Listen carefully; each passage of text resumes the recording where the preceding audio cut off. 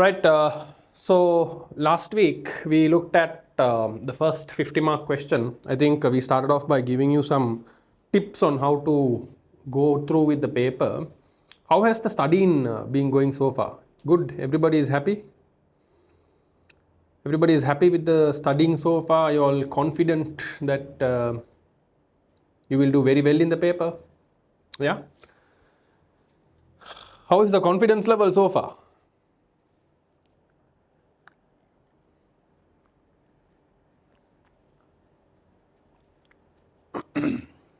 Nobody's talking about the confidence levels. That reminds me, we learned something about confidence levels also, no? In our sessions. I think we called it value at risk, VAR, confidence levels. Okay. Anyways, so I think last week we managed to complete part A, part B, part C was done. Correct? If I'm wrong, correct me if I'm wrong. And we had to do part D, E, and F. Okay, so we had another 13 marks left for us, which we had to tackle. So we'll dive straight into the question. Today, no more introduction, nothing, right? No hanky pankies. We have to, unfortunately, due to some limitations, again, we have only 2 hours today. I asked for 4 hours, but some reason we have been given a 2-hour slot. So we may have to re-meet tomorrow to finish the next 2 hours and maybe do some more revision questions, right? I'm going to tomorrow bring you one question which is a very comprehensive question. Okay, it's not in your pilot paper or anything of that sort. This is a question that I'm extracting from a different exam body, same subject, different exam body. Extensive question which will help you revise the entire cost of capital and business valuation. I'm looking at something like a 50-mark question.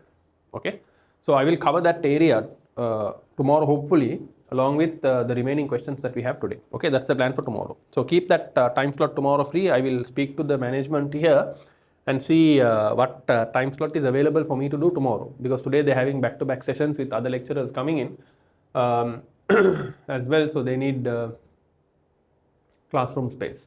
Anyways, beyond the point, right? Exam is on the 27th, correct?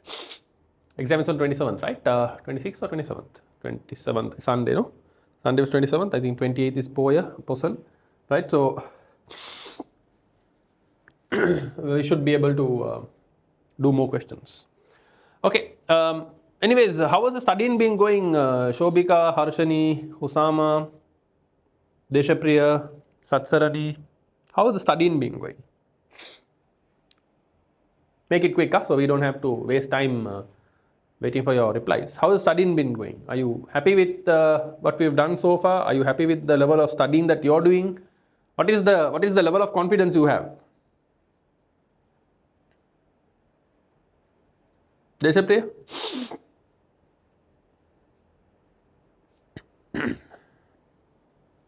Yeah? Harshani?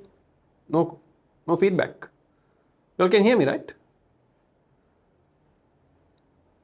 Hello? Can you all hear me?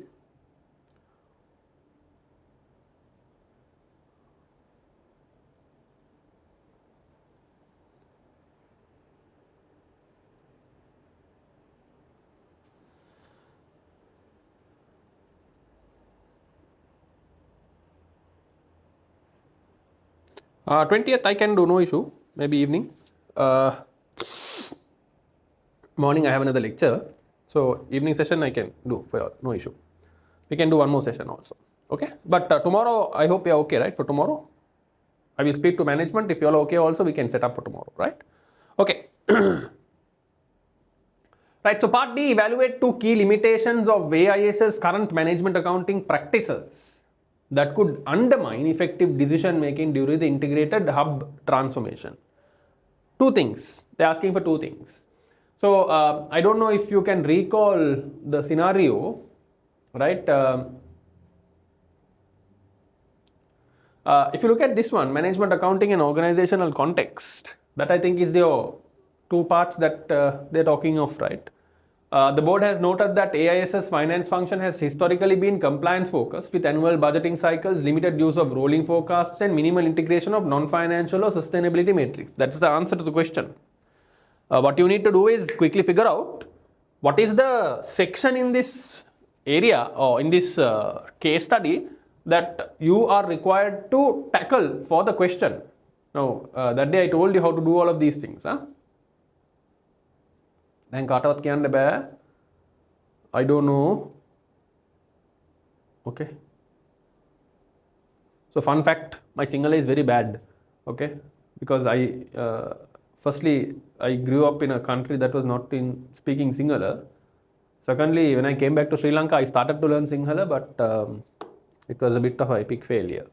So that's why my confidence in speaking Sinhala to a camera is very low. Okay, so please excuse me for that. But in office, I am compelled to speak in Sinhala, right? Because majority of the people communicate in Sinhala. And the other day I was communicating to someone and I told them, if you do this, I was speaking in Sinhala, if you do this, if once the audit is going to happen, right? Auditors question you, the only thing that you're going to say is, I don't know.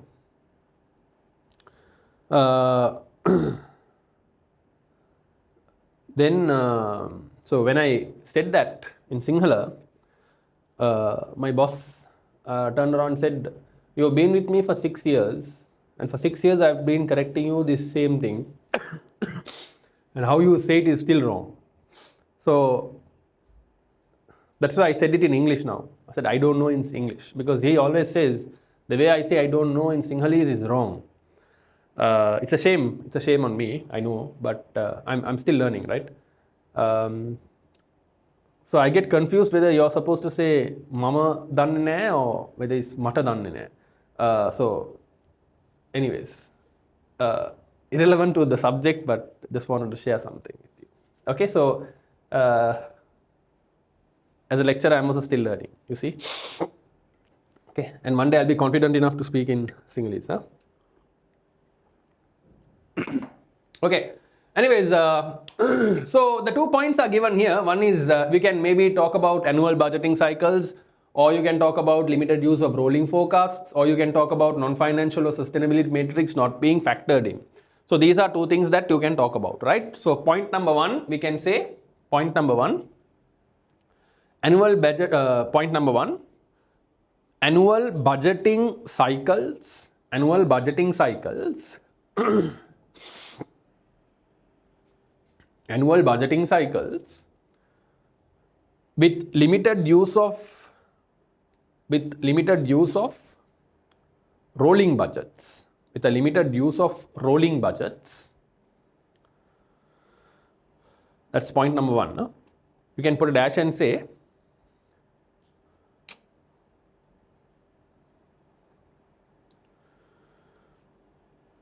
this budgeting approach,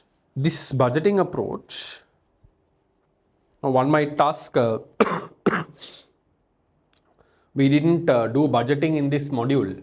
Yes, we didn't, but there is something called carry forward knowledge, right? So examiner is expecting you to have that ready with you. So you can say there, this approach to budgeting does not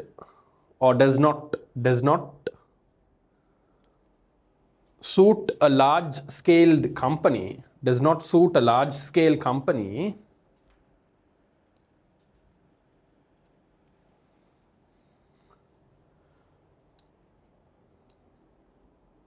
moving into technology adoption,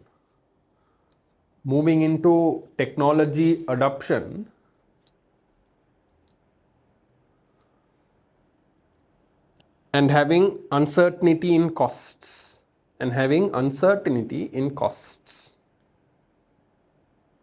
Okay, so since it's only 4 marks and they're asking for 2 points, we can keep it at 2 points each. So the second point you can say limited use of non-financial or sustainability metrics. Limited use of non-financial or sustainability metrics. Put a dash and say there.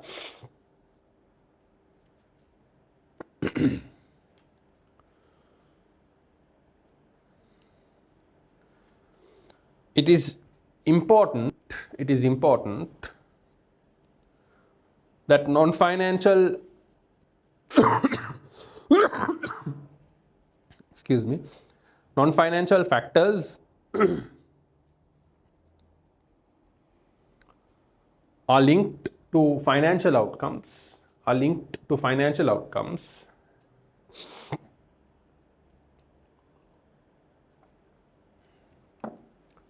to track value creation,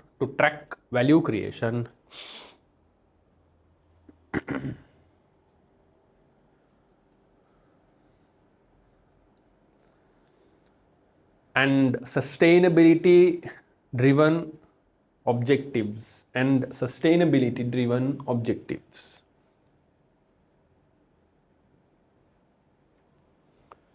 Okay, right. That is for 4 marks. Then part CE, design a high-level strategic performance management framework that AIS should adapt to support the new operating model. Your framework should prioritize no more than 4 performance dimensions and explicitly address one potential control or governance risk rising from increased automation or sustainability reporting. So 4 marks, 1 mark, 5 marks. I think that's what they're requesting. So we'll go to performance framework.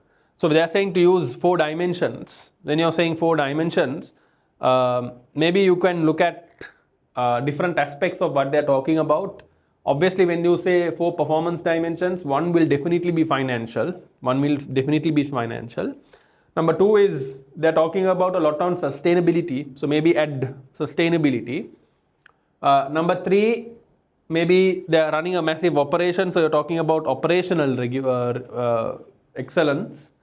And then maybe you can talk about human capital. You can talk about digital. So many things that you can bring in, but don't talk about anything more than 4. That's what they're saying. Okay, so we'll start off with the proposed framework. So you can have a small heading saying proposed framework. Small heading, proposed framework. Like I told you that they have these small clear headings. Then the examiner can directly look at it and say, okay, this is correct. Okay. Always think that when you give it to the examiner, he should like to mark your paper. Because when you have, scratch marks, everything, cut pen, chop pen, everything, and you submit, the examiner doesn't like to mark it. Okay. Because they are also human, no? So they also want to see something better output in terms of exam students. Right. So proposed framework, the first one we're going to talk about is financials.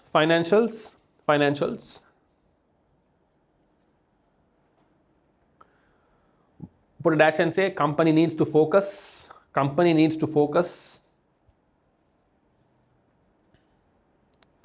on financial metrics, on key financial metrics,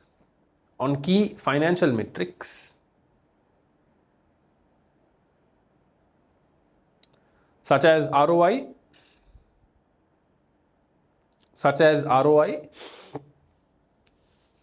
cash flows, cost to serve,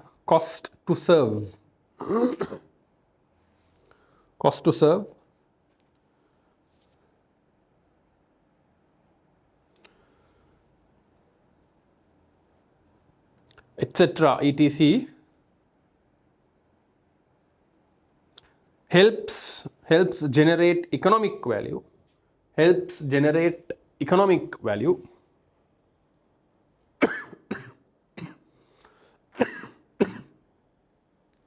Not merely cost reduction.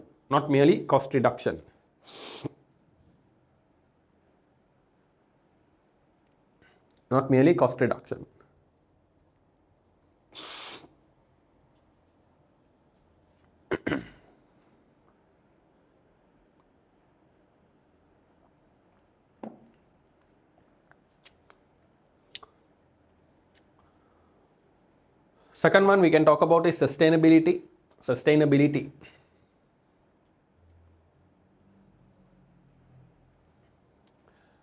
Put a dash and say implementing sustainability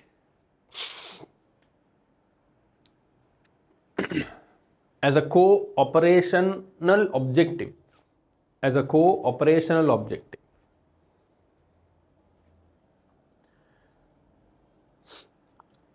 Where the business will focus on, where the business will focus on waste reduction,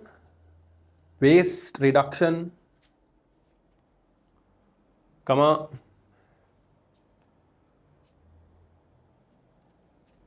carbon emissions and energy usage.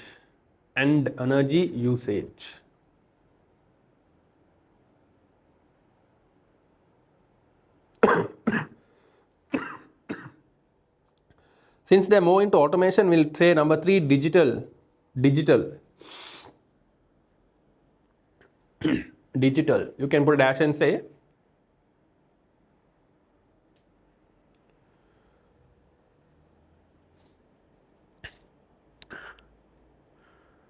technology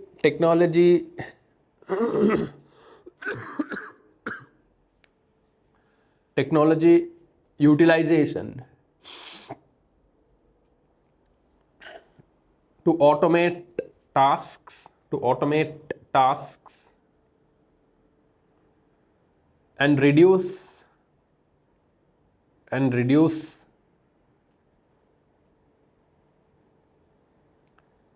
time consuming activities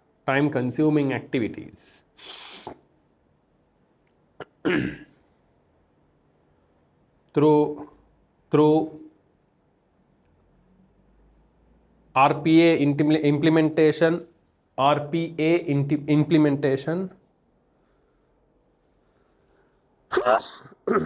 Excuse me. Sorry guys, I'm a bit still recovering with the flu. Luckily you're on Zoom, so you won't catch it.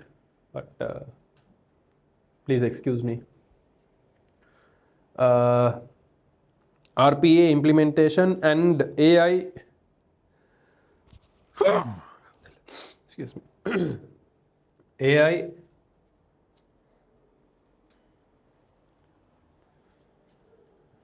implementation.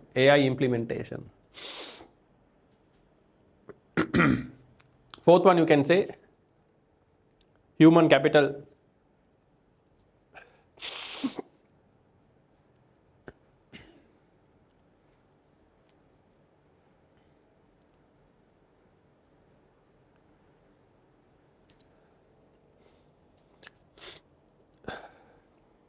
Put a dash and say adaptation to change management.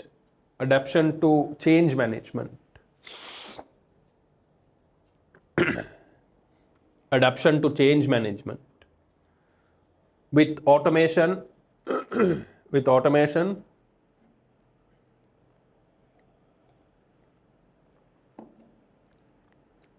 and new operating models in place.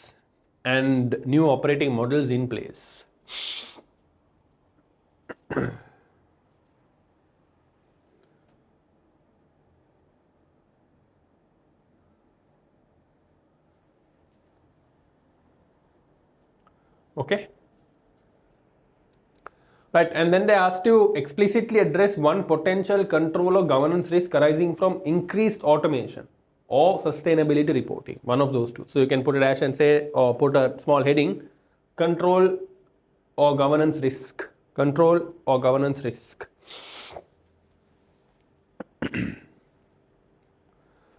a dash and say a key risk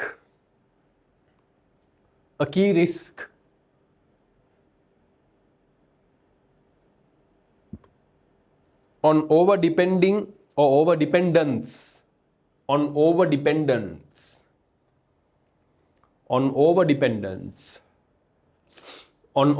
systems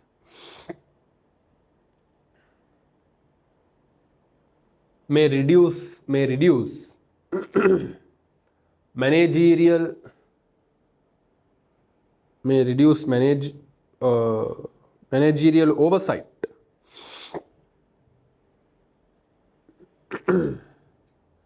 and increase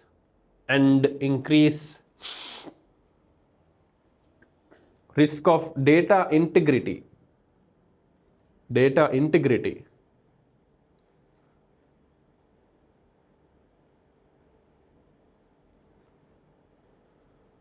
Data integrity. Full stop and say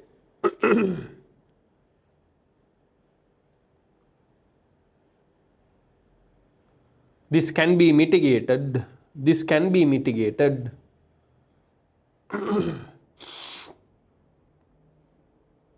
through data or through data ownership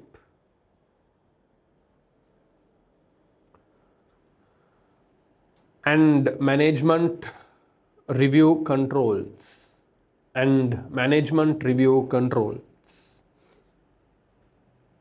right. Okay, just quickly read through and see if that makes sense to you, then we can move to the next part, which is evaluate how AIS's adoption of AI enabled planning systems and automated warehousing could reshape its management, accounting and finance functions. In your answer, distinguish between short-term disruption and long-term capability gains. Assess the implications for forecast credibility and managerial accountability. So let's write down something for that. So when you say short-term disruption, what will happen is whatever that you are currently doing is going to get disrupted with this AI coming into play, right? So the current, let's say, reporting mechanisms or planning mechanisms, the control processes you have in place and all of that can be disrupted, and you also might face some kind of a skill gap. Now today, actually, nice question to have, because last week, throughout the week, we were testing out something called AI planning.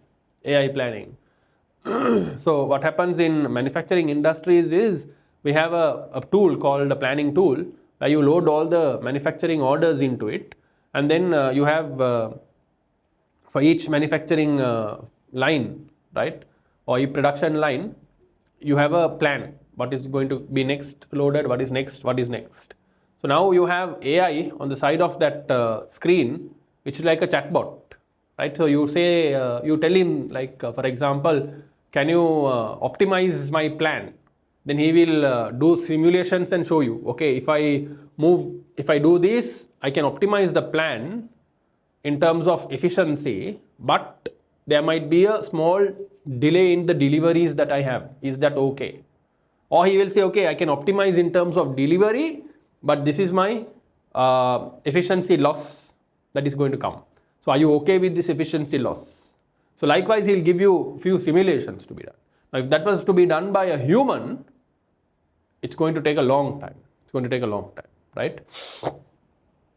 So there can be short-term disruptions in terms of integration into systems, in terms of skills gap with the people and the AI model, so on and so forth. But what happens in the long term?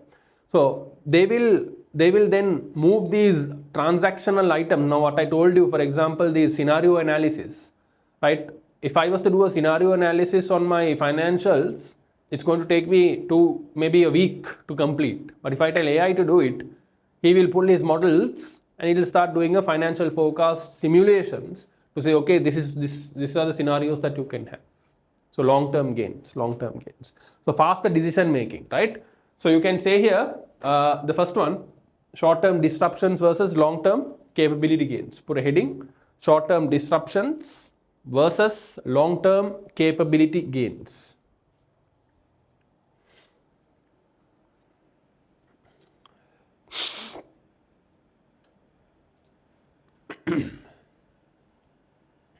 So you can say AI enabled planning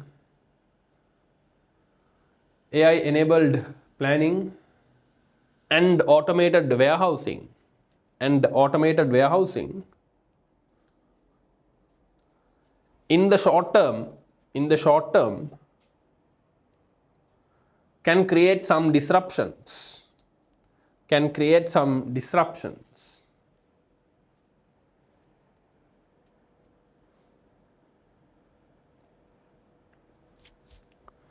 such as reporting and control processes, such as reporting and control processes, calibration with existing systems, calibration with existing systems, and skill gaps, skill gaps, skill gaps.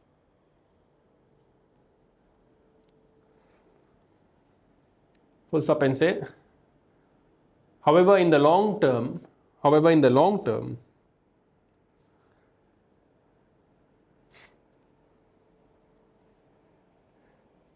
it will enable real-time forecasting,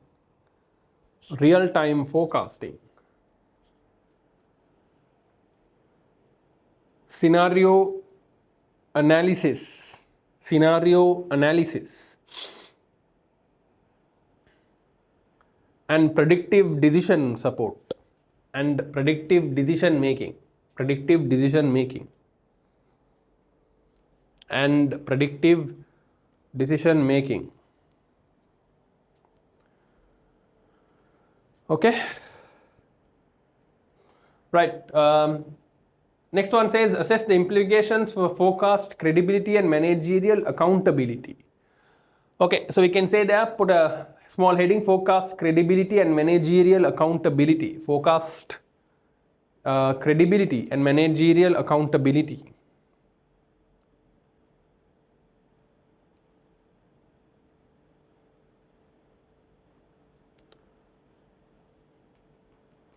So when you have AI-enabled planning systems and automated warehousing, you're going to have AI-enabled forecasts. When you have AI-enabled forecasts, maybe yes, timeliness is good, but complexity of those models will make it very difficult for the management team to understand how these forecasts have been built. So you can put a sentence there to say AI-driven forecasts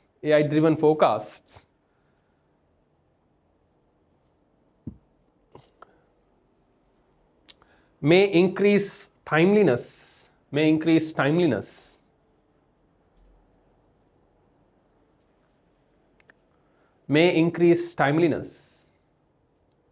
and accuracy.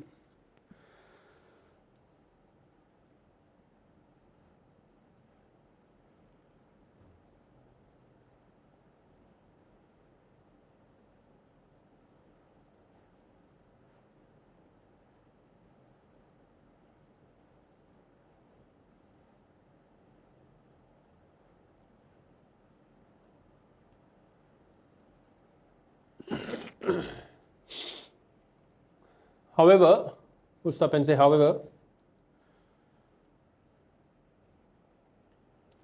given that these are complex models,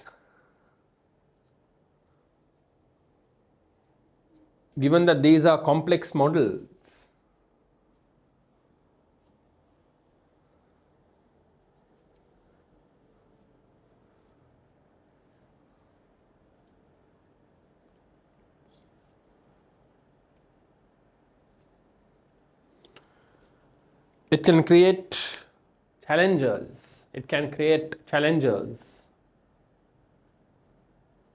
In terms of management understanding.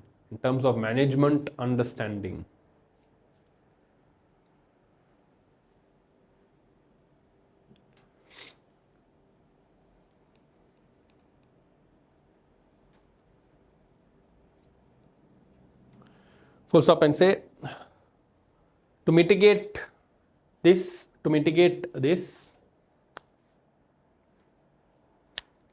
management accountants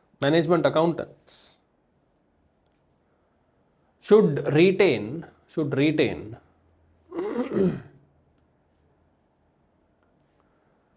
the model oversight,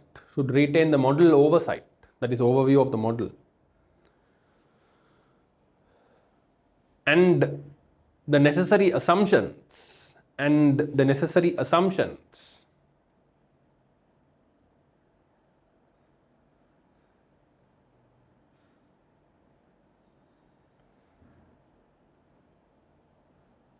and ensure technology and ensure that technology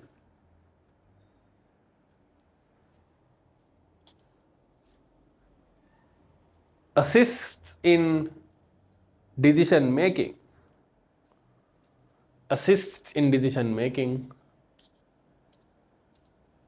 and does not replace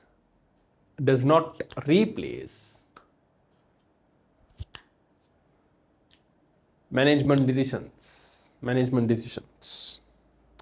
Okay, so that is the end of your 50-mark question. If you can take some time and quickly go through, then we can move to the next one. I'll give you 2-3 minutes, quickly go through the answers we have written.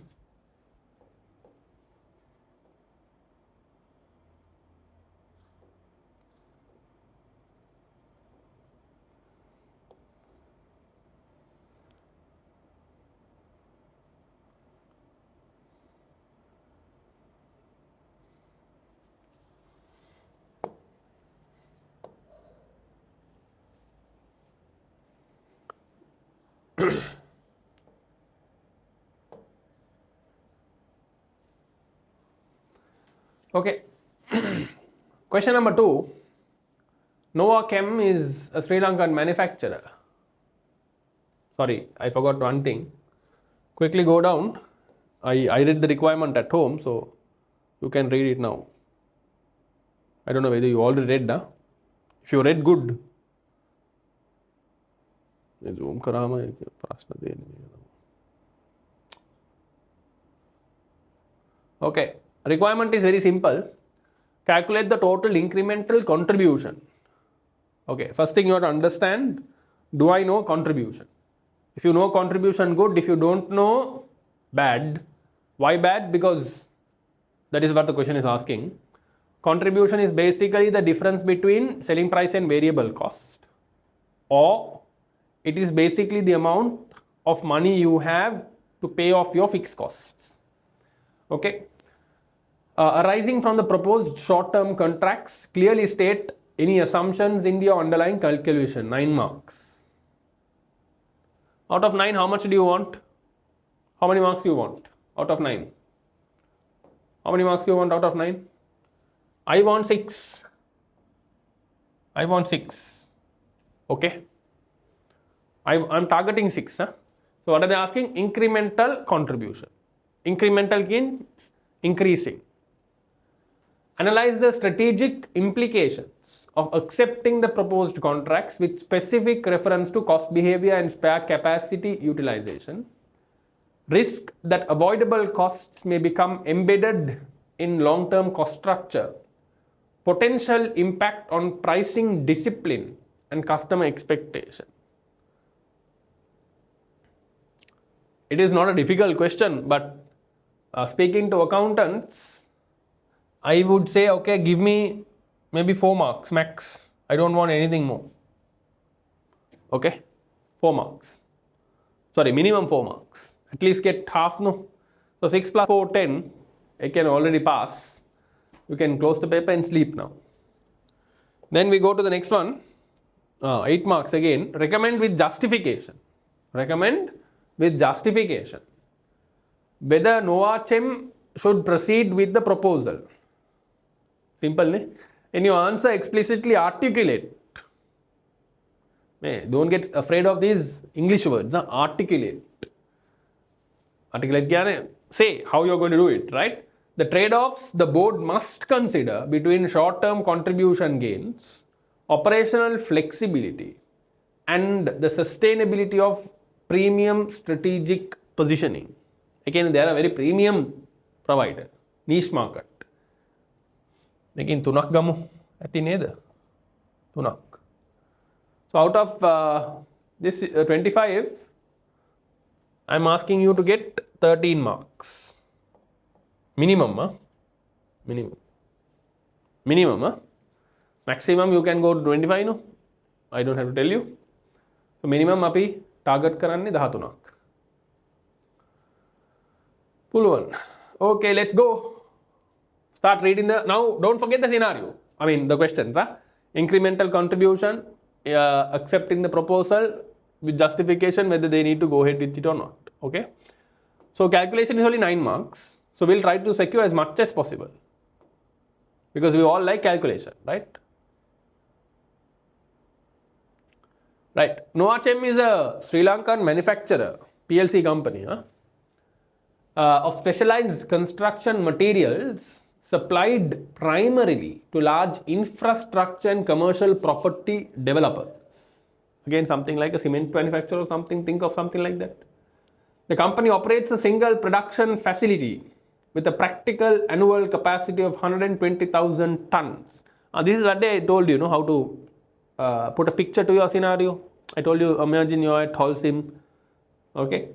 So 120,000 tons and historically positioned itself as a premium supplier, relying on long-term contracts with predictable volumes and stable margins. Okay. Now that premium supplier part was already mentioned before. A slowdown in government-backed infrastructure projects, like what we have the current government, pathetic fellows. Infrastructure projects has reduced demand from Novakim's traditional customers. Okay, so basically, demand has reduced because government is intervened and not helping infrastructure projects, and their main supplier is, or their main customers are large infrastructure and commercial property developers. Beautiful, that Homelands project, wonderful. Current output is approximately 90,000 tons per annum, resulting in underutilization of capacity and increased concern at board level regarding fixed cost absorption and earnings volatility. Fair enough, no? So 120,000 they have, they are only doing 90,000. 30,000 is spare capacity. There was some question about spare capacity also. Management has been tasked with identifying options to improve short-term profitability without undermining the strategic positioning. Management is considering entering a new market segment involving short-term competitively priced contracts for smaller private developers awarded through open tender. These contracts would be highly price sensitive and would utilize spare capacity. Good. However, they would require fast delivery cycles and greater operational flexibility. Now, what is happening? From predictable volumes and stable margins, they are now going to unpredictable volumes and unpredictable margins, great operational flexibility, basically upside down, right? Internal analysis indicates that acceptance of these contracts would require additional maintenance and logistics activities, including extended operating hours, and outsourced transport capacity. Whilst these costs are described as avoidable if the proposal is rejected, management acknowledges that continued participation in tenders may make such costs recurring in nature. In addition, recent negotiations with existing long-term customers suggest some clients are becoming increasingly aware of market tender prices and may reference these when future contracts are renewed. Now, I don't know if you understood what that means. What they are saying in the case is, you have some long-term customers. These customers are having a fixed price, you're having stable margins, solid business. But to fill your spare capacity, you're going with tenders, and in tenders, you will have to ideally bid for the lowest price.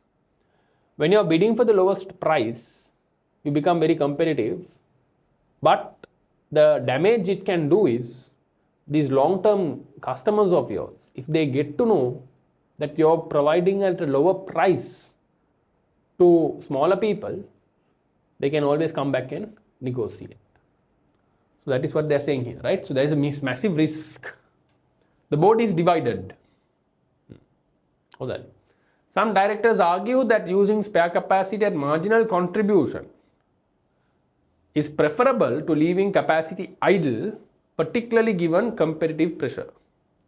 Others are concerned that short-term volume gains may create structural cost creep and weaken ability to defend premium pricing in the medium to long term. Interesting question. Relevant cost, capacity and pricing information is provided in Appendix 1. Okay, I think scenario is clear. Appendix 1, cost and capacity data. Oops.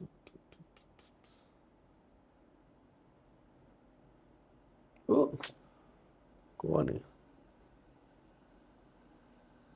Okay, practical production capacity 120,000 tons per annum. Current output is 90,000 tons per annum. Existing contract selling price 18,000 per annum or per ton. Proposed tender price 14,000 per ton. Proposed additional output under short-term contracts 20,000 tons per annum. So they had 30,000 capacity, now they can do 20,000. Good. Cost structure at practical capacity. That is at 120,000, I believe, no? Direct materials 720, all 100% variable. Variable क्या है?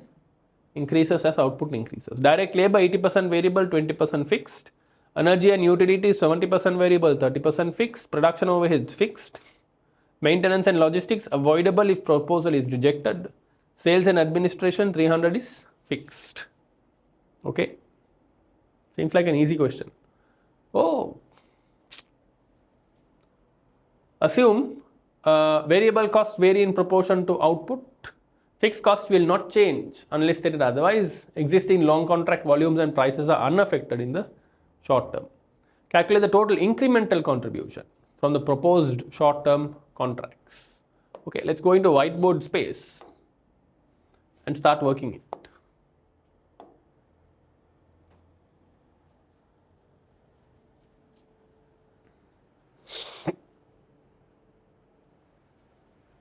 Incremental contribution. Background white, confirm, pen, black, confirm. Okay. First thing, like I told you that day, when they ask you a question, first write down your formula. Incremental contribution would mean, how do you find contribution? I told you revenue minus variable cost. So incremental contribution is incremental revenue or sales minus incremental variable cost. Now I tell students always, because students don't do this. So they won't do. What I tell students is, please do. They don't do. Why? But my logic for doing this is, the moment you write down this, very clear, no? Very clear. I need to find contribution. How do I find contribution? Revenue minus cost. Now they are asking incremental, so I put the word incremental in front. Incremental contribution is equal to incremental revenue minus incremental variable cost. Very simple. Now think of it this way. Incremental revenue minus incremental contribution means I need to find two things. I need to find incremental revenue, I need to find incremental contribution. Variable cost. Incremental revenue, now think of it. Now I need to find incremental revenue. I'll leave some space. Incremental revenue. Now it's very clear, no? I need to find only two things. One is incremental variable cost. Second is incremental revenue. Now I'm finding incremental revenue. Right? Very clear. Okay. Now incremental revenue is what? The incremental revenue. But this incremental revenue is coming from where? Short-term contracts. So what is the incremental volume? Incremental volume. Incremental volume. කොච්චරක් වැඩි වෙනවද? Ton 20000ක්. Right. 20,000 tons. Per ton, what is the price? Price per ton. රුපියල් 14000 ton. Multiplied 20,000 into 14,000. 20 into 14 is 28. So this is 280 000 000 LKR. 280 million rupees. 280 million rupees. Now try to calculate a විදිහටම incremental contribution. Incremental contribution.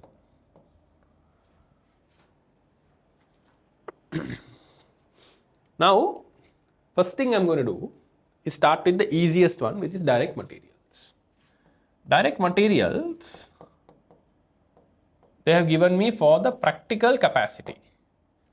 Practical capacity is 120,000 tons. Total cost is 720 million. So 700 and dollars තමයි ලියන්නේ.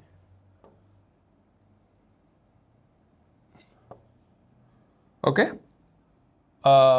LKR 720 million divided by 120,000 tons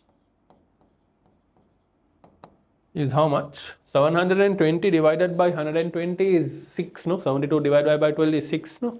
So I think this is 6,000 per ton. 6,000 per ton direct material. We'll work on per ton basis. Huh? Then we'll come to total. Then you have direct labor. Direct labor. Direct labor, they had said 80% is a variable. 80% is variable in the sense total cost given to you 360 million. Out of 360 million, if you say 20% or 30% rather, then 20% rather, or let's say the other way 80%, it is something like 288, right? So direct labor is LKR 360 million into 80% divided by how many tons? Again, by the same amount of tons, 120,000. How much do you get here?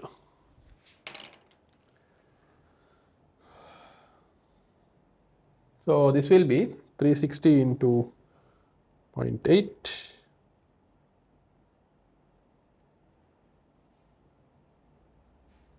divided by 120.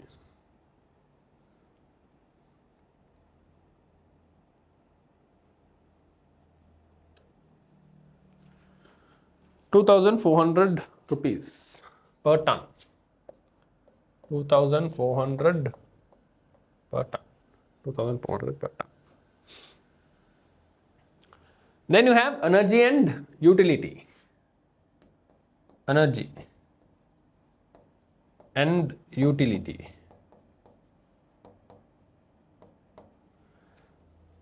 This is 70% variable. 70% variable. So if you say 70% variable of 240, how much is that? 147 into 428, 168. So you're talking about 168 million, right? So LKR 240 million into 70%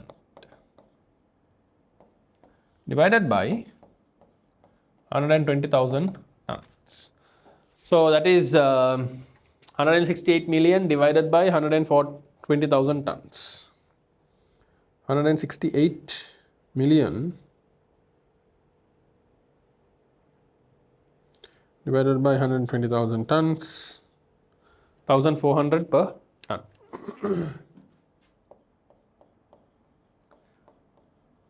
The rest is actually fixed costs, right? Production overheads avoidable if the proposal is rejected. That's a fixed cost of 120, 300 fixed. right? Okay, so if you take the total cost 1400, 2400 is 3800, 9800 per ton. 9800 per ton.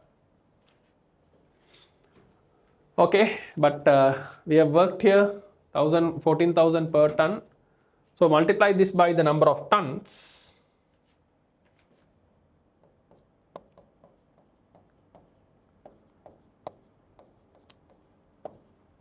20,000,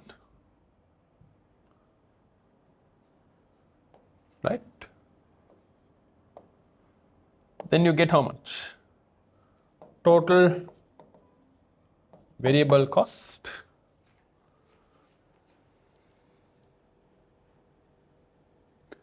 $9,800 into 20,000, 196 million.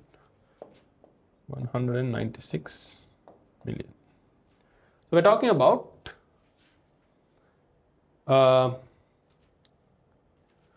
incremental revenue is 280 million minus 196 million, which will give you incremental contribution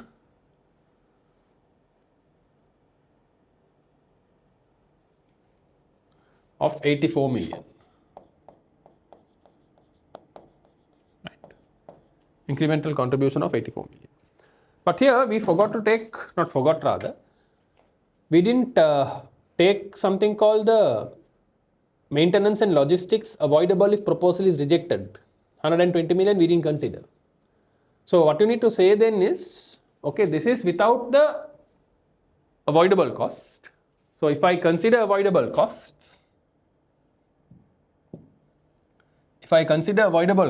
what will happen? Becomes 84 million. Then minus avoidable costs. So very clear, 120 million. My net incremental contribution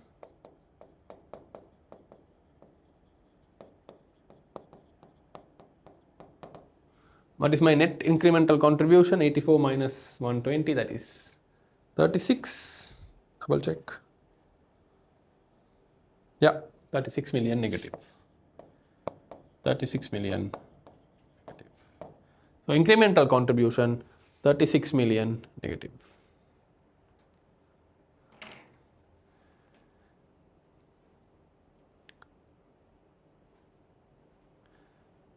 They are asking clearly state the assumptions. So we'll have to say assumptions are that fixed costs will not change. Assumptions, fixed costs will not change.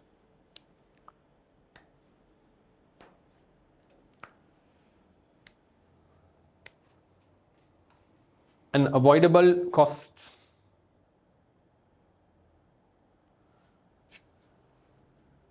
Okay, there is a good question from Deshapriya. Why are you not considering 90,000 capacity for dividing 720 million? That is material cost, I believe, right? So the answer to that question they are saying is, if you look at the heading of the table, cost structure at practical capacity. So practical capacity is 120,000. Practical capacity. Okay, that is why. Hope I have answered your question, Deshapriya.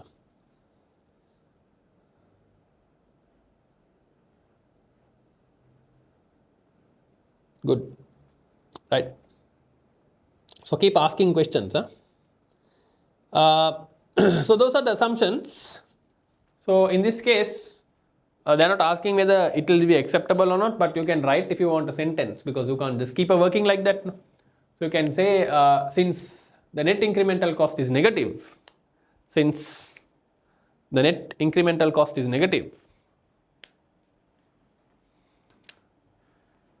this could reduce short-term profitability.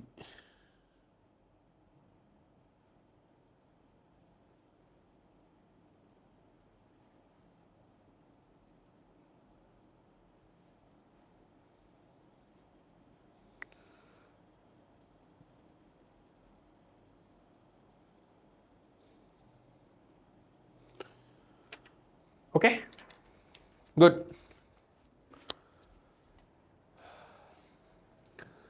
Go through and see if you're okay with the working we did.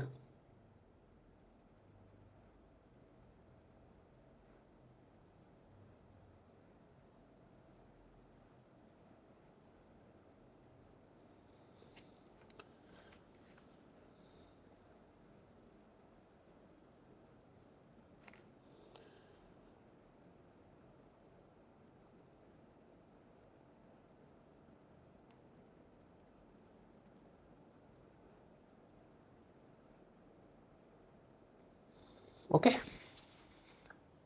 If you're happy with this, we can move on. So far, you're okay, happy?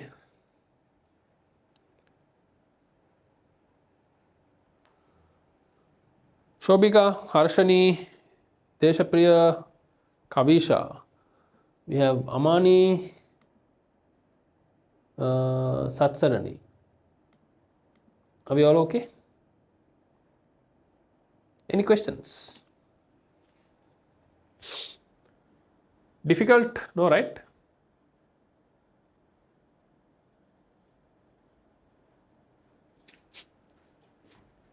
I told you last week, right? Don't tell me I'm doing only easy questions, huh? मैं CA की deep questions दिगा. Okay. Right. Oh, good. Let's move to part B, which you don't like to do. How many marks you think you got from 6? After doing the computation, I think I got 8 or 9. 9 out of 9, huh? I have got 9. I believe so.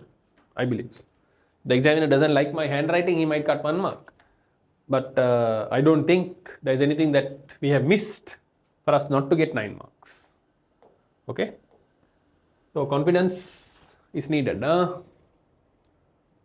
Oops.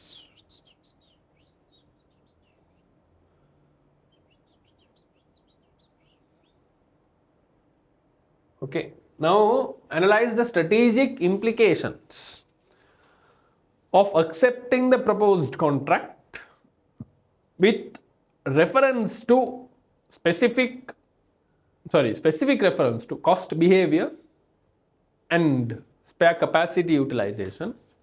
So look what I'm going to do. 1 mark, 1 mark.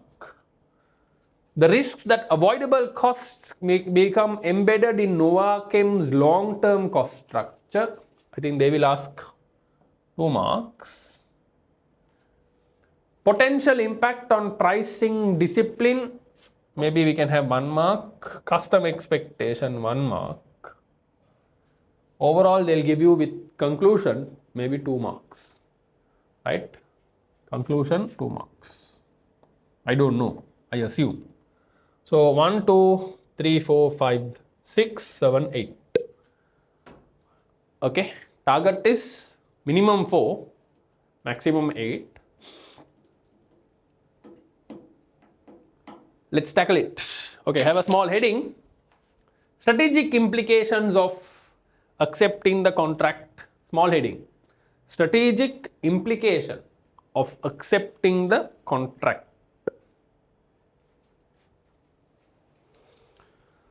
Okay.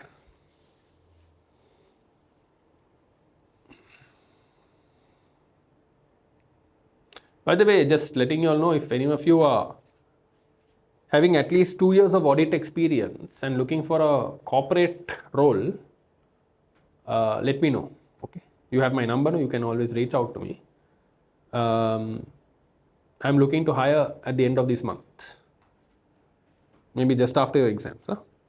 So if you're available and want to take up something, let me know. Obviously, we'll go through an interview process. Just because you are in my class doesn't mean I will definitely take you. Right? Direct reporting to me, and then obviously a few other members in my team that you will work along with. It's a pure kind of a financial accounting role. So if you're interested, let me know. Okay, I'm just putting it out there for you. Right. Let's start. So we wrote the heading, right? Strategic implications of accepting the contract. Now we'll start with cost behavior. You can say with regards to the cost behavior, with regards to the cost behavior,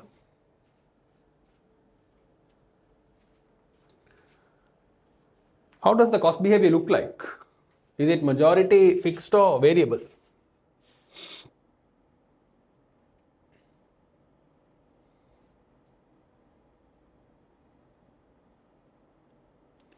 $720 is variable, $360 can $288 variable, like 900, 1 billion, multiple 600.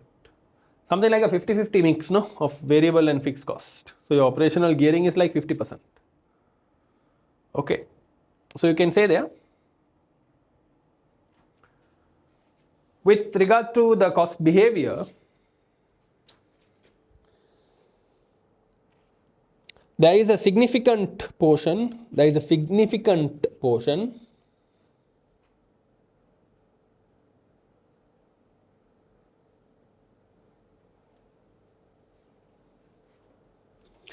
of fixed costs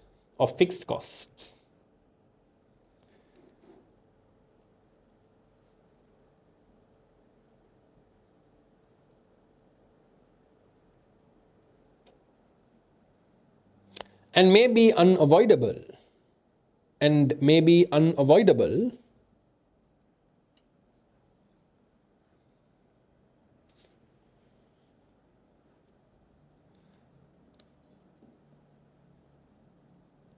in the short term.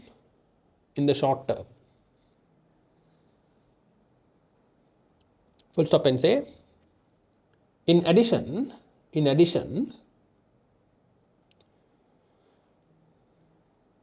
the proposed cost or proposed contract rather, the proposed contract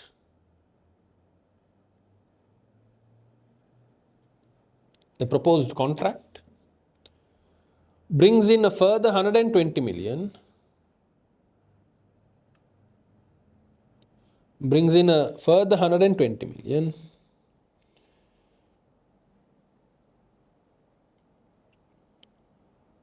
of avoidable costs,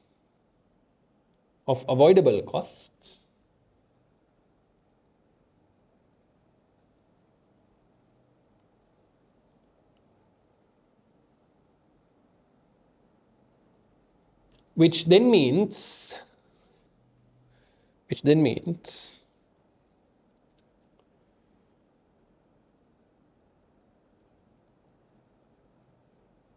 the utilization of spare capacity,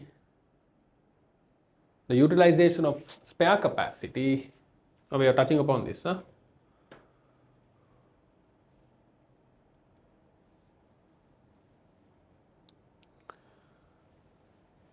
comes at a cost,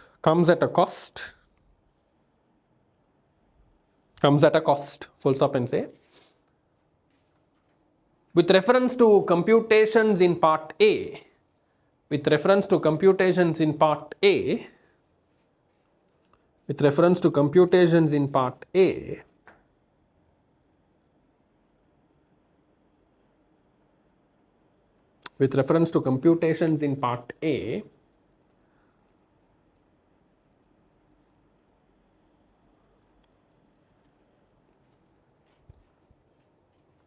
there is a negative incremental contribution.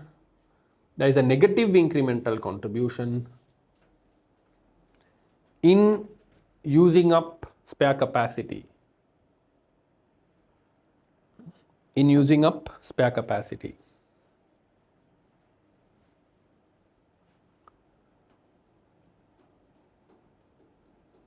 Full stop and say,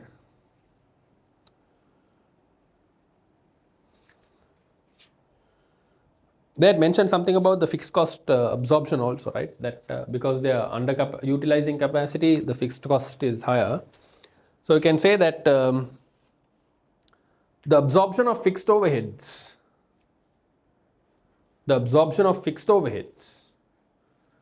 due to idle capacity,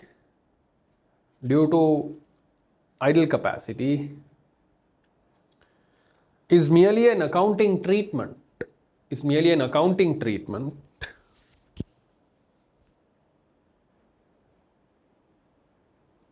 and not a true economic benefit. Not a true economic benefit.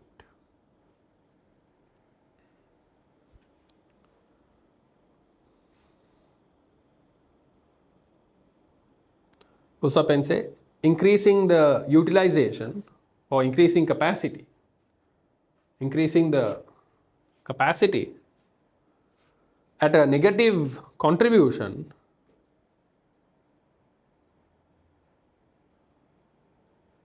does not help improve profitability. Does not help improve profitability. Then next part, I think we wrote for more than 1 mark there. No, that's fine. The risk that avoidable cost may become embedded in Novachem's long-term cost structure. May become embedded, which means it becomes inbuilt. Okay, then you can say the avoidable costs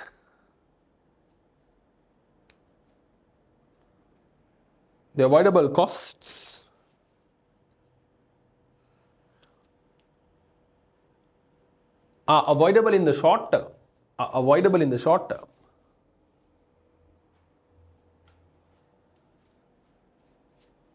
But recurring short-term contracts,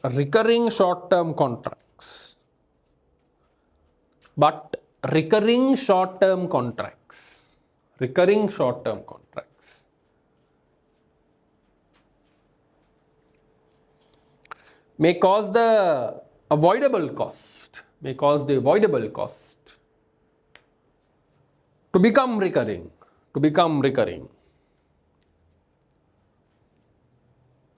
thus increasing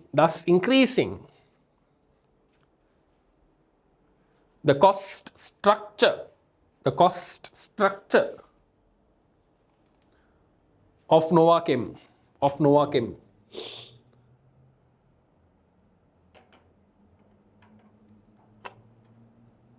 Full stop and say this could potentially increase the break-even point,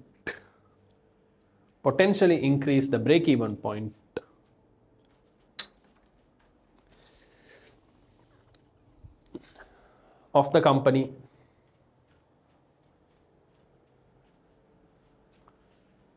Last one, they are saying potential impact on pricing discipline and customer expectations. Okay, so we can say there. Next line. The lower priced tenders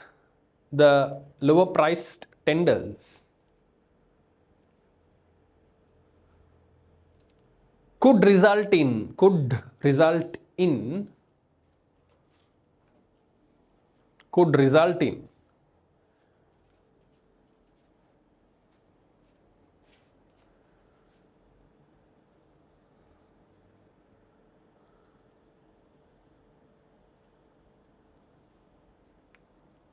existing customers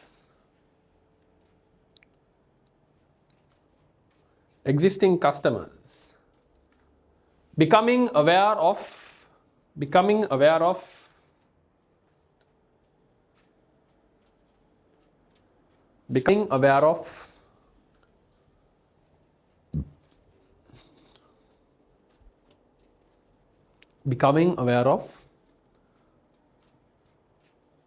the low prices and therefore negotiating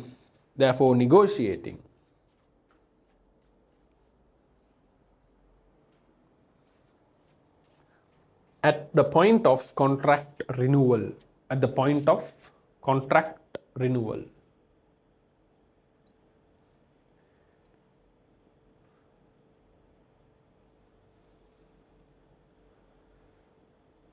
Full stop. Next line you can say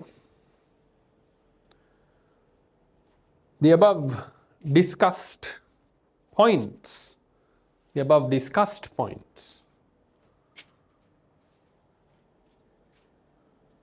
could lead to margin depression or margin reduction, could lead to margin reduction. Margin reduction.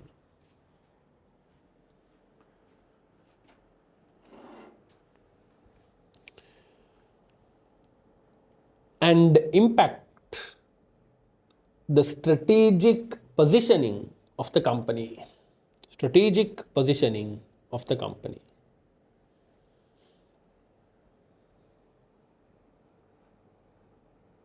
Okay, read and see if that makes sense to you.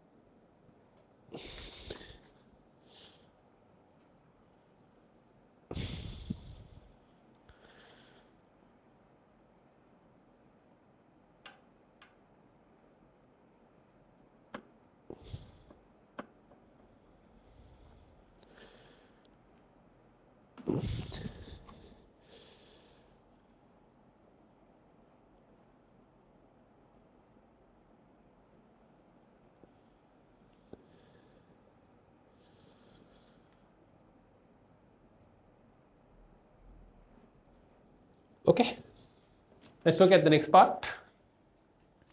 Recommend with justification. Whether Noachem should proceed with the proposal.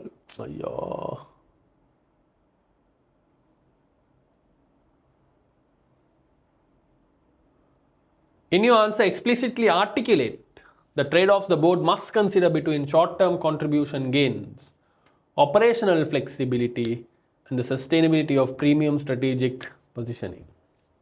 Okay, we'll write an answer, recommendation to the board. Put a heading, recommendation to the board. Recommendation to the board. Recommendation to the board. I'm just going to have a seat for a moment. So you can say there,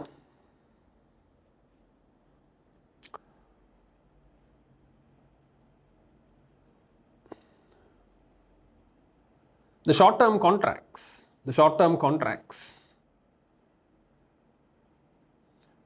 would improve capacity utilization,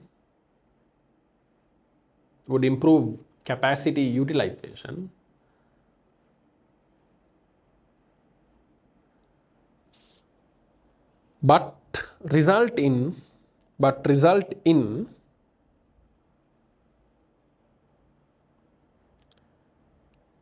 a negative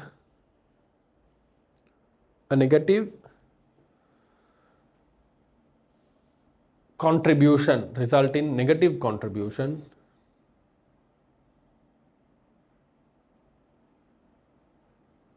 reducing the profitability. Full stop and say, this indicates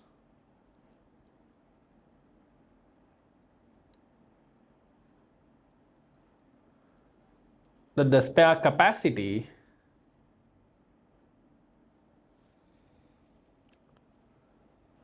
is being used up,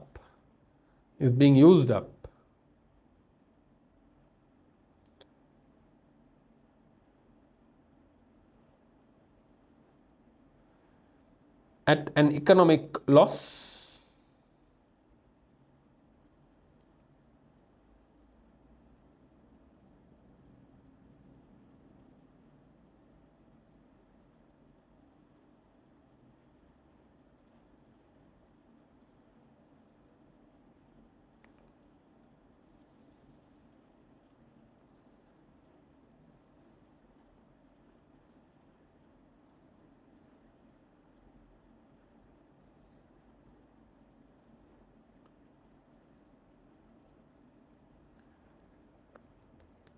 economic loss rather than contributing value or creating value, rather than creating value.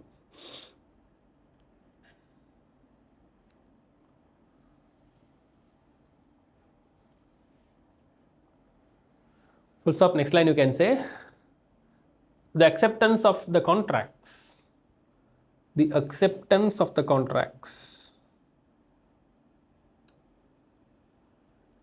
would result in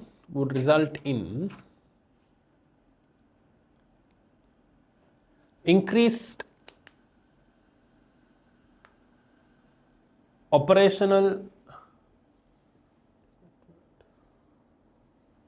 or don't say that, say the acceptance of short-term contracts would require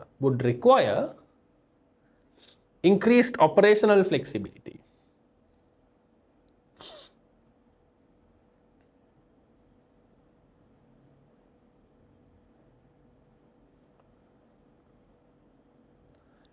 And bring about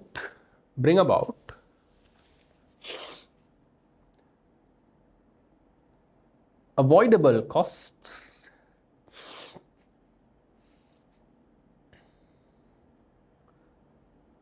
that may become permanent.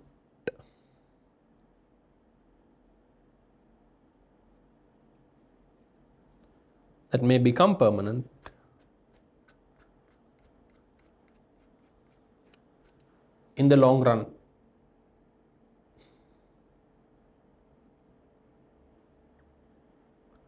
Full stop and say, next line, the acceptance of these contracts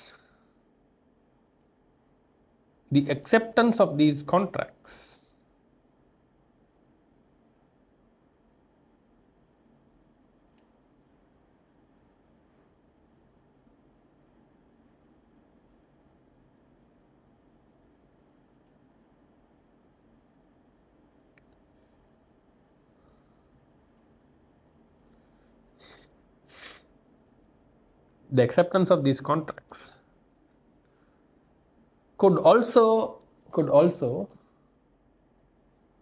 change customer expectations.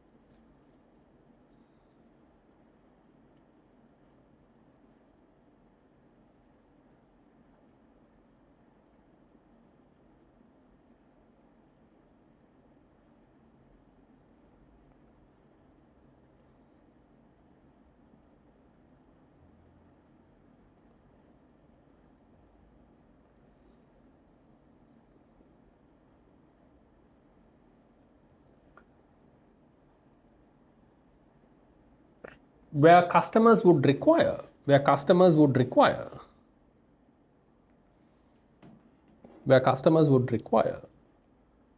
a reduction in prices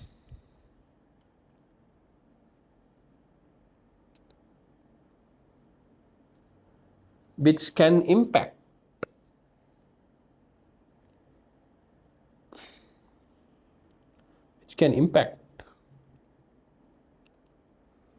Nuakem's premium market position or premium position in the market, which can impact Nuakem's premium position in the market.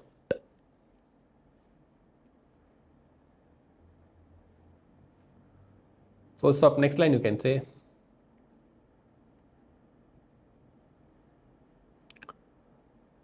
as a result,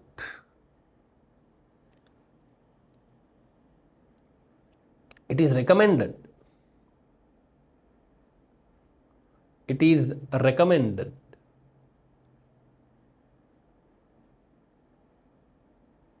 that the board should not proceed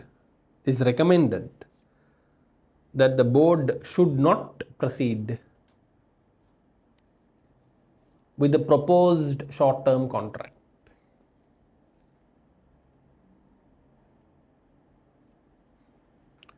With the proposed short-term contract.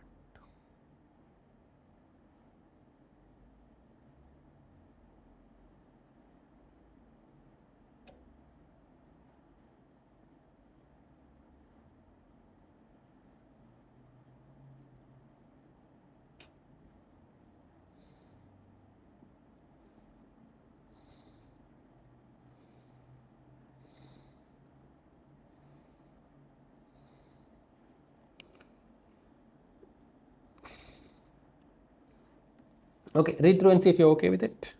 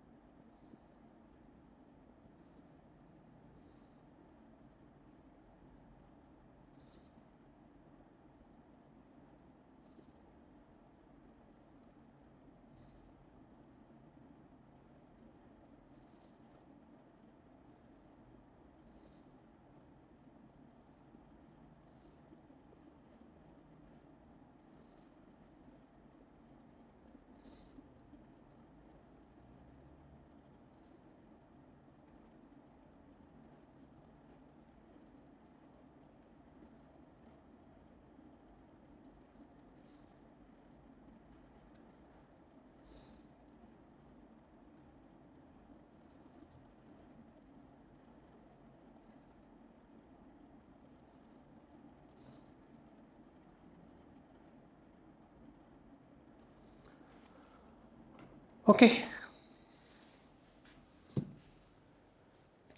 Let's move to the next question then.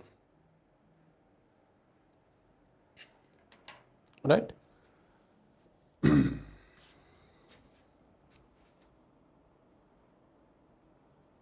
So roughly half an hour to quickly complete. Go to the requirement.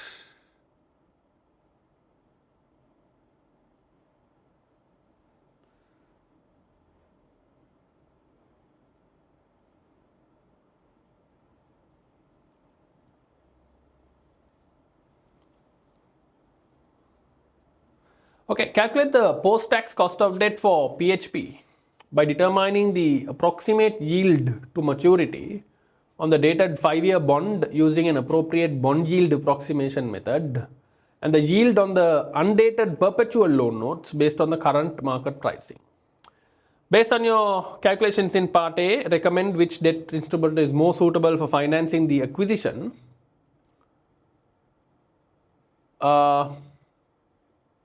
Considering not only relative cost but also refinancing risk, maturity structure, and financial flexibility. Evaluate the proposed acquisition of Blockwave as a strategic option for PHP with a specific reference to expected synergies and value drivers, key barriers and post-acquisition integration challenges, valuation issues specific to fintech and technology-led businesses. Advise the board on how the growth of digital currencies and fintech may influence PHP's future financial strategy, capital structure decisions, and overall risk profile following the acquisition. Your answer should consider both strategic opportunities and emerging risks. And that's it, no? On the question? Yeah, that's 25 marks. Okay, let's start with part A. Post-tax cost of debt. Not that difficult to calculate.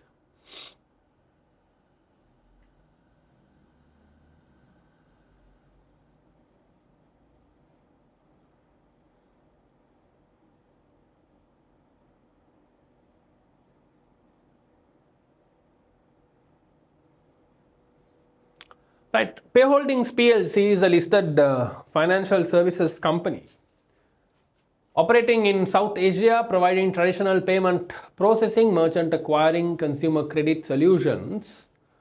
Over the past decade, PHP has experienced steady but slow growth, funded primarily through retained earnings and conventional bank borrowings, while maintaining a relatively conservative capital structure, which means they're saying very low debt.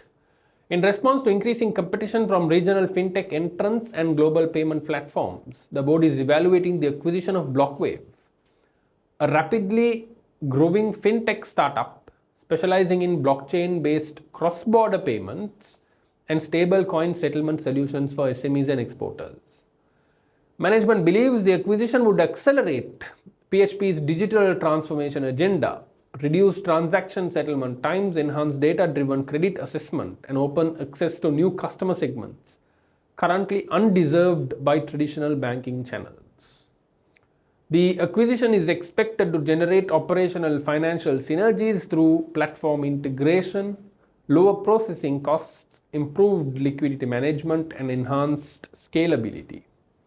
However, several directors have raised concerns regarding the valuation of technology-driven intangible assets, the reliability of forecast cash flows in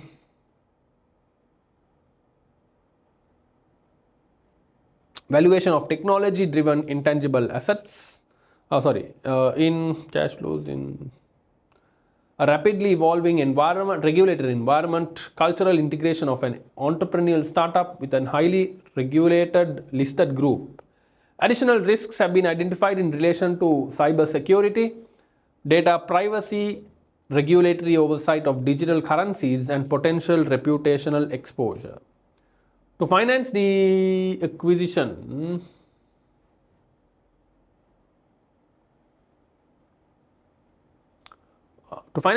while managing balance sheet risk and signaling continued growth prospects to the capital market, PHP is considering a hybrid financing strategy comprising the issuance of convertible preference shares offering fixed dividends with the option to convert into ordinary shares after 3 years, a combination of dated corporate bonds and undated perpetual loan notes in order to diversify funding sources and preserve financial flexibility.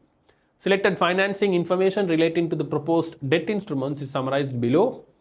Dated bonds, that is redeemable bonds in 5 years, market value 2 billion, coupon interest rate 9%, current market price 95 per 100. Undated loan notes, that is perpetual or in irredeemable loan notes 8.5%, 92 per 100 nominal.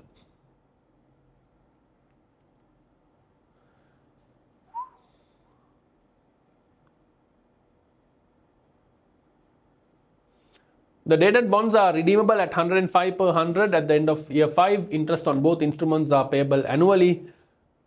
Corporate tax rate applicable to PHP is 30%. Board has requested a concise briefing paper assessing the cost of debt, the strategic and valuation implications of the acquisition, impact of fintech and digital currencies on PHP's long-term financial strategy and risk profile. For 6 marks, calculate the post-tax cost of debt for PHP, determining appropriate or approximate yield to maturity on the dated 5-year bonds using an appropriate bond yield approximation method, and the yield on the undated perpetual loan notes based on current market pricing. Okay, so let's quickly move into this. So Pata is asking us dated and undated bonds, what is the cost, right? I would suggest there are different ways you can do, right? They are specifically mentioning approximation and they're saying use any appropriate method. So there is no specific method to use, but we learned one method in class, which is primarily the easier method to do, which is where you compute an IRR. I don't know if you can recall. Some may like this approach, some may not like. There's an alternative method. I will show that. You can use whatever you like at the exam. Okay. So basically, I'm trying to find out my post-tax cost of debt. For which one? Both dated and undated. So when I say dated, I'm referring to redeemable redeemable. Generally, when we do redeemable, I told you can use that 7-column format. But in this case, they haven't given you the rates. No? They haven't given you the discount factors, but you can always compute it, right? You're going to use a calculator at the exam anyways. So I'm going to do dated redeemable first. I have my years. Year naught is where I have my market value of debt or loan note. Year 1 to 5, I'm going to make interest payments. But since we are doing post-tax, it will be 1 minus T. And year 5, I have redemption at a small premium of 105. So map out your cash flows for each year. So this is 95 per $100 bond. Interest is at 9%. You will always compute at the nominal value. So nominal value is 100 into 9%. 100 into 9%. That into 1 minus T. And then you have redemption at 105. Now when you have something like this, what you can do is you can quickly work out IRR using 2 discount factors. That's the easiest way to do it. Discount factor at 9%. No need to remember any formulas. Present value. So this is going to be 1 and 95. You need to work out the annuity factor and the redemption value. So what is the annuity factor at 9% for 5 years? You can use your annuity formula 1 over R. In case you can't recall the annuity formula, I will write it here. Annuity factor is 1 over R minus 1 over R into 1 plus R to the power n. Right, so quickly work out at 5 years 9%.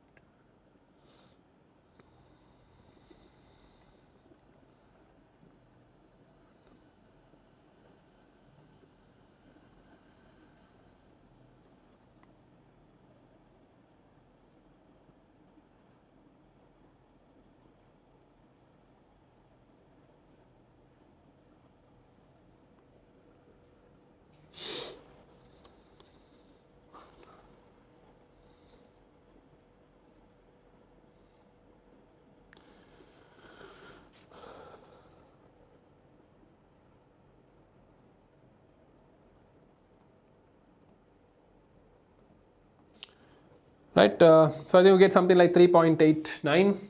So let's say 3.89. And what is your formula for discounting factor? Discounting factor is 1 over R, or rather 1 over 1 plus R to the power n. So when you do that,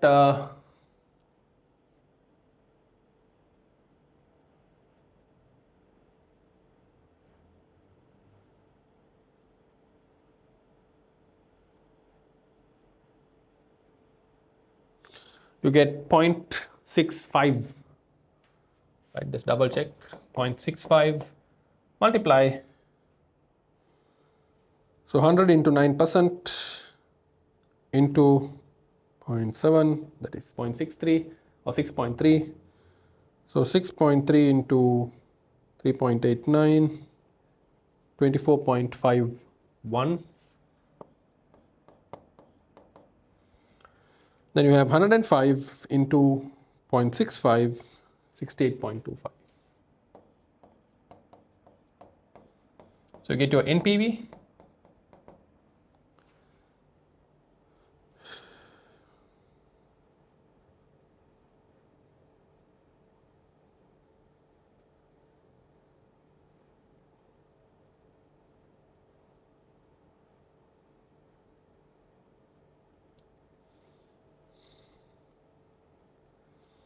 So you get a negative 2.24.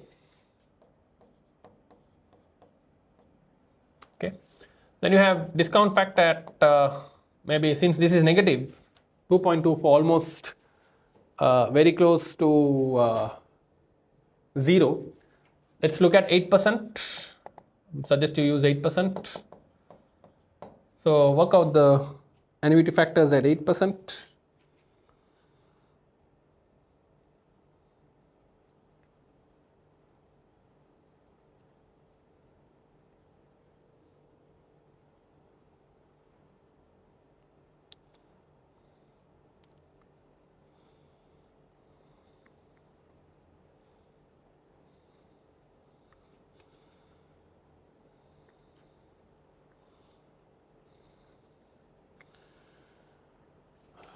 And you get 3.993, something like that. And then you have last one plus R.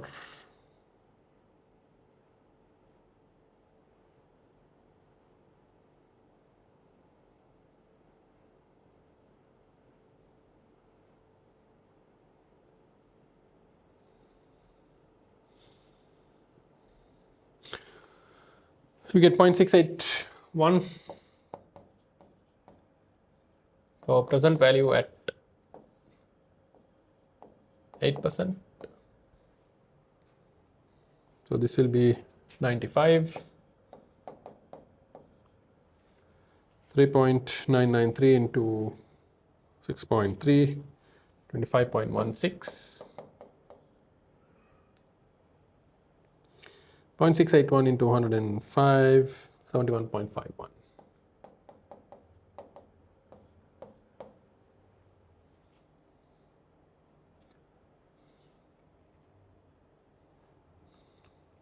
Yeah, you get a positive 1.67. So you can use this approximation method at your exam to calculate your IRR. So calculate your IRR thereafter, which is then R1, which is 8%, plus NPV1. NPV1 is 1.67 divided by 1.67 minus 2.24 into R2, which is 9 minus 8. So work out your IRR on this. How much would you get?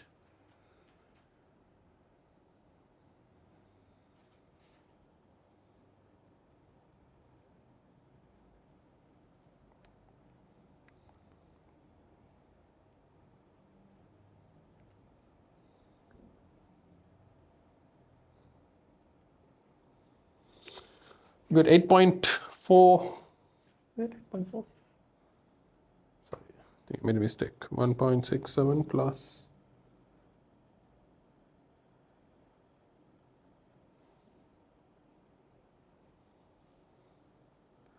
2.24.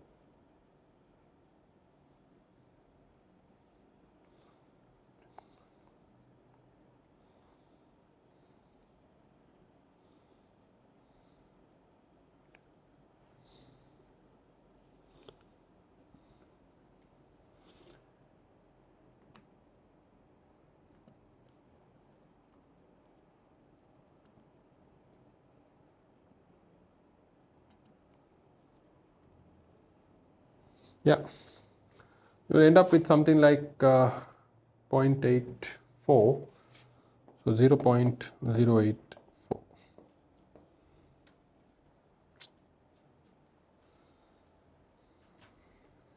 Okay.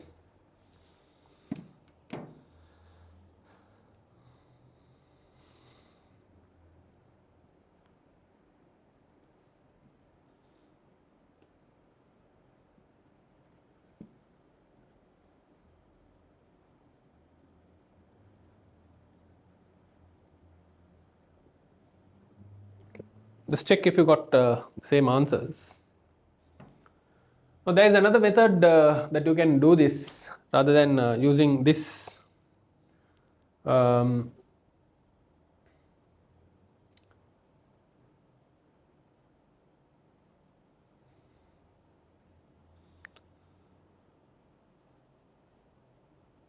right? This is one method of doing it. Like I said, there are other methods.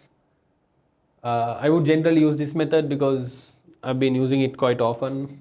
It's easier for me to use also. But if you want another method, I'll just quickly show it to you. So there is a formula that you can use to approximate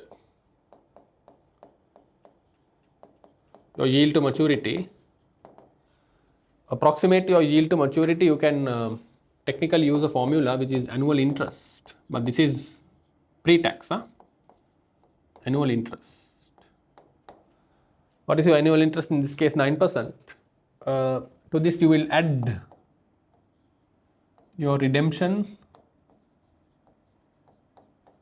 So redemption was 105 in this case, minus your maturity, not maturity, market rate.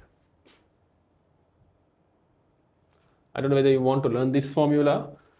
Choice is yours, right? Choice is yours. Minus market price divided by maturity years or maturity period. Right, so maturity period in this case is 5 years, right? Or years to maturity, what you want to call it. Divided by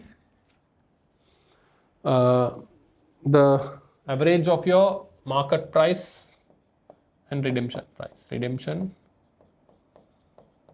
plus market price divided by 2.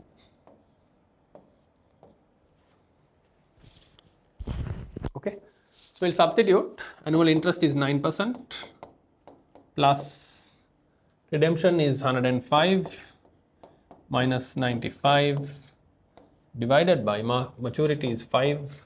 This whole thing 95 plus 105 divided by 2. So when you work this out,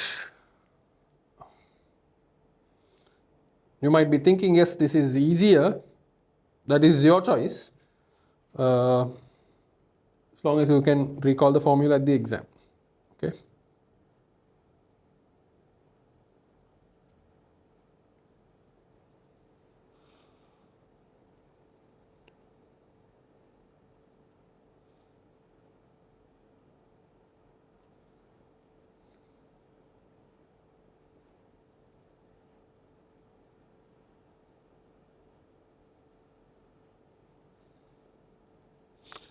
So you get 0.11. So this is pre-tax because you use 9% here. But if you want to get into post-tax, what do? You take 0.11 into 1 minus 0.3. You will get 0.77, no? Or in other words, 7.7%, which approximates again back to that 8% that we looked at, right? So almost 8%. So whatever method you use is okay at the exam because you are still using approximation, right? Approximation. So whether you use this method or the previous method, your answer is somewhat close. 8% is the rounding off number. So it's either is okay. Either is okay.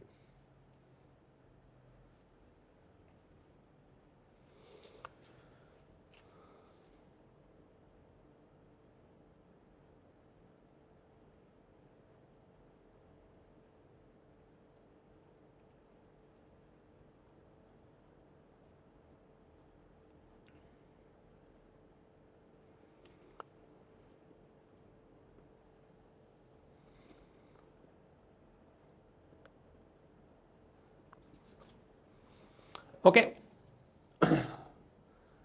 Then we had undated loan notes. So we'll move into undated loan notes. Undated loan notes.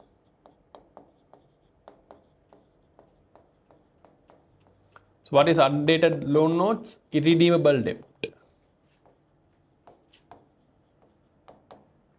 Irredeemable debt. Undated loan notes. So what is your value for irredeemable debt? Your coupon interest rate is 8.5%. No, nominal value is 100. So I think I gave you the formula at the exam, I mean in class. Whilst we are doing it, you can always value it using the same formula. So 8.5% is your coupon rate. Is there a separate topic for this Q3 ask? Yes, the topic is cost of capital, cost of debt to be very precise. We covered it in session 3 or 4, I can't recall. Just double check if you have the recordings for that, right? If not, please go through it without fail. Huh?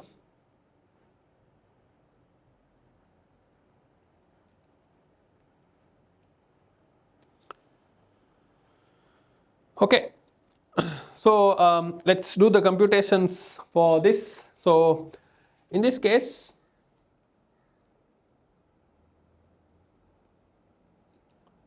they're saying the coupon rate is 8.5%, market price is 92. So what is your formula that we looked at in class? You can directly compute your post-tax, right? So cost of debt post-tax is your interest post-tax divided by market value of debt. Your interest post-tax, so $100 or 100 rupees into 8.5%, 8.5% into 1 minus T divided by market value of debt, that is 92. So work this out. How much do you get? 8.5% into 0.7 divided by 92. So you get 6.467, so 6.47%. 6.47. The alternative way of doing this is take KD, which is interest divided by market value of debt. So interest is 100 into 8% or 8.5% divided by market value of debt, which is 92. When you do this method, how much do you get?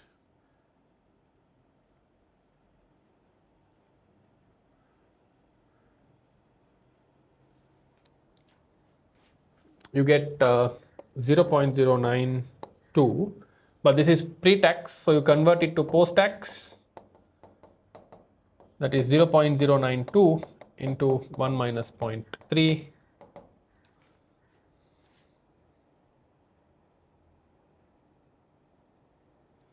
Zero 0.092 into, get something like 0.0644, which is 6.44%.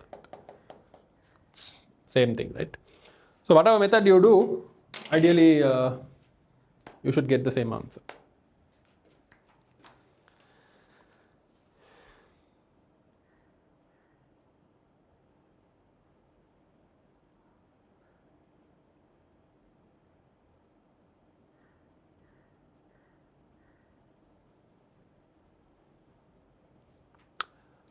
Okay, are we happy?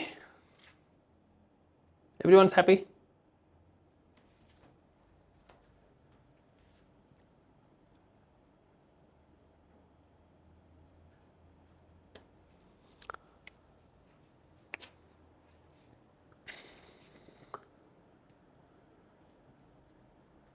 Right, let's quickly run through part B only for 4 marks. Based on your calculations in part A, recommend which debt instrument is more suitable for financing the acquisition, considering not only relative costs, but also refinancing risk, maturity structure, and financial flexibility. So based on this, I think your dated bonds was at 8%. This is at 6.5% rounding off. So from a pure cost perspective, I think undated bonds are cheaper. So we'll write a small note there. You can say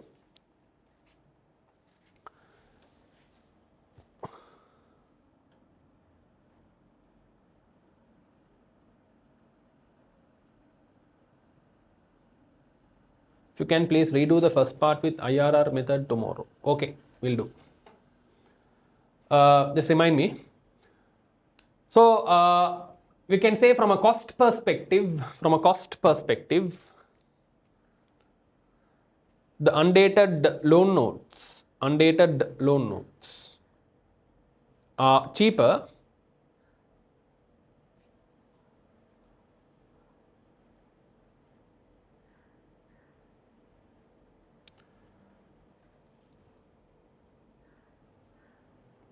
at 6.5%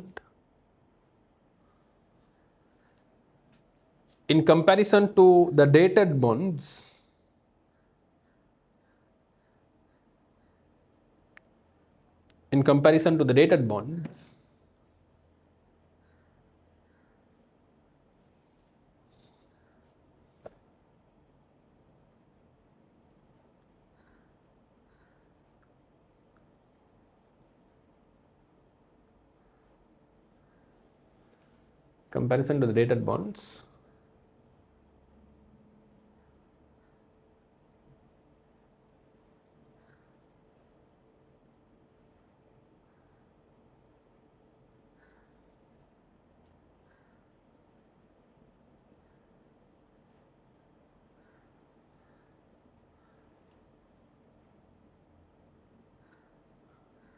which are at 8%,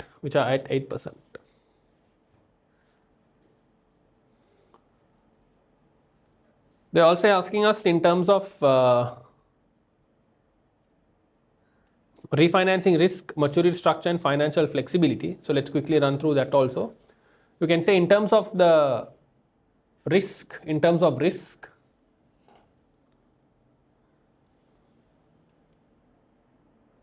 the dated bonds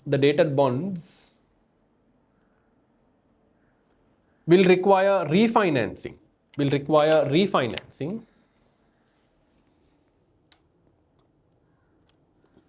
at the end of 5 years.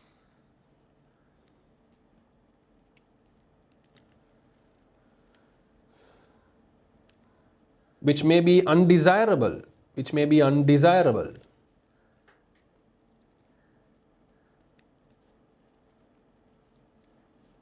during a high risk fintech acquisition. When you're doing an acquisition after 5 years, you don't know which way it will go. You have high risk. So having to repay the bond and refinance is going to be a problem. So you can say the undated loan notes have no maturity period.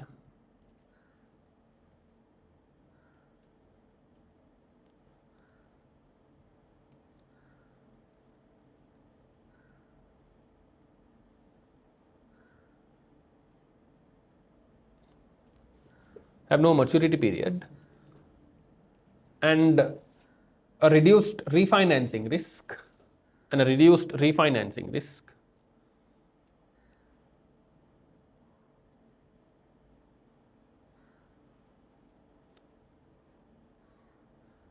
but will have a higher sensitivity to interest rate changes in the future. Interest rate changes in the long run.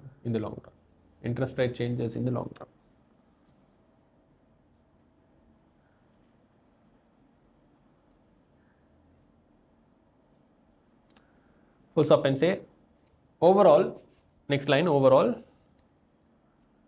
undated loan notes appear to be a more appropriate option.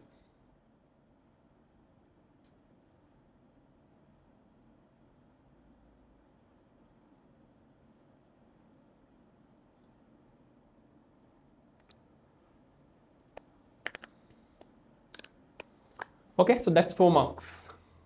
I think we'll have to stop there for today, and we'll get back hopefully tomorrow. Time will be given by the management, and we'll complete this paper. So we have only one more question after this to do. A big question, 2 parts of this and 1 big question, and then we'll do one more question on a 50 mark. Okay, right, then I'll see you tomorrow. Thank you.